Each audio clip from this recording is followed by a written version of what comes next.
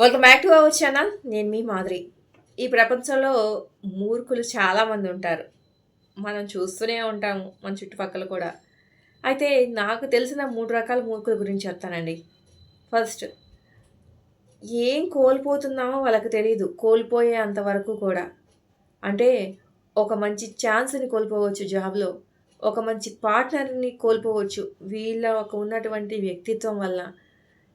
లైఫ్‌లో ఒక మంచి వస్తువుని కోల్పోయి ఉండొచ్చు.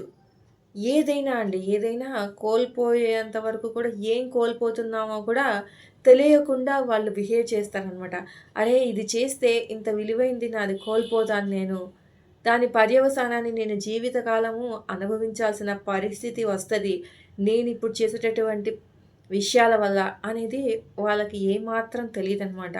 అంత మూర్ఖంగా ఆలోచిస్తూ ఉంటారు. వాళ్ళు మొదటి రకం. రెండో రకం, కోల్పోయిన తర్వాత కూడా ఏం పోగొట్టుకున్నారనేది కూడా వాళ్ళకి తెలీదనమాట.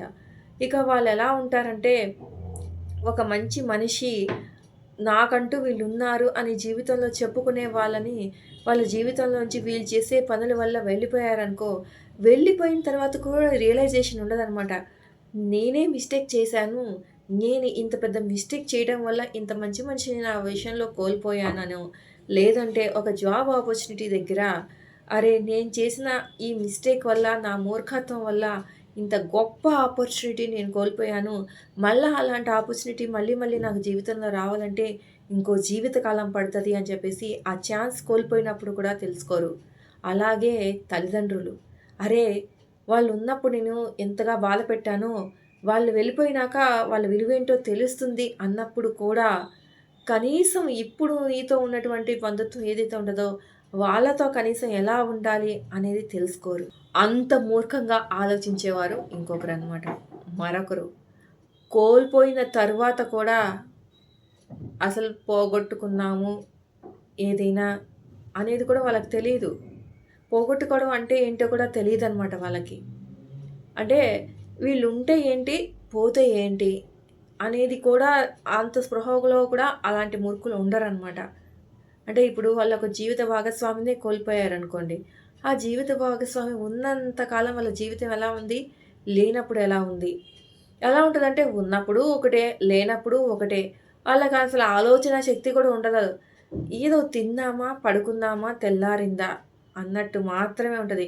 జీవితంలో ఏం జరిగినా, ఏం జరగకపోయినా కానీ మేము ఒక రాయి లాగానే ఉంటాము. మాకు నిమ్మకు నీరెత్తినట్టు కొంచెం కూడా ఏమంటారు? ఎలాంటి చలనము ఉండదు. మేం మేం మా పద్ధతి ఇంతే, మేమింతే. ఏమైందంట? ఉన్నన్నాళ్ళు ఉంటారు, పోతే పోతారు. ఉన్నన్నాళ్ళు ఉన్నప్పుడు తింటారు, పోతే పోతారు. ఆళ్ళతో పోతే వాళ్ళతో కలిసి మేము పోతామా ఏంటి? ఉన్నప్పుడు ఎలా జరగాలంటే అలాగే జరుగుతది. పోయారనుకోండి, పోయినాక కూడా ఎలా జరగాలంటే అలాగే జరుగుతది. ఇంత మూర్ఖంగా మాట్లాడేస్తారనమాట.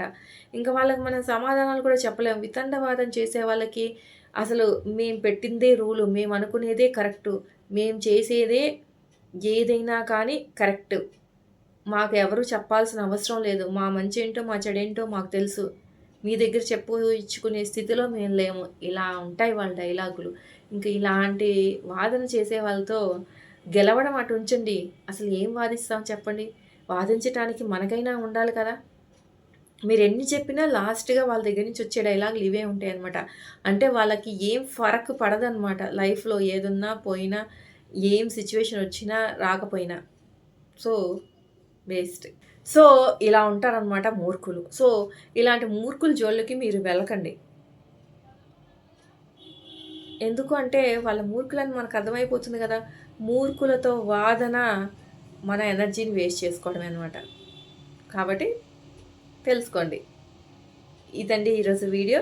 వీడియో కనుక నచ్చితే లైక్ చేయడం మర్చిపోవద్దు. మరిన్ని ఇలాంటి వీడియోస్ కోసం వెంటనే ఛానల్ సబ్స్క్రైబ్ చేసుకొని పక్కనే ఉన్న బెల్ ఐకాన్ కూడా ప్రెస్ చేయండి. అప్పుడే నేను పెట్టే డైలీ నోటిఫికేషన్స్ మీ దాకా వచ్చేస్తాయి.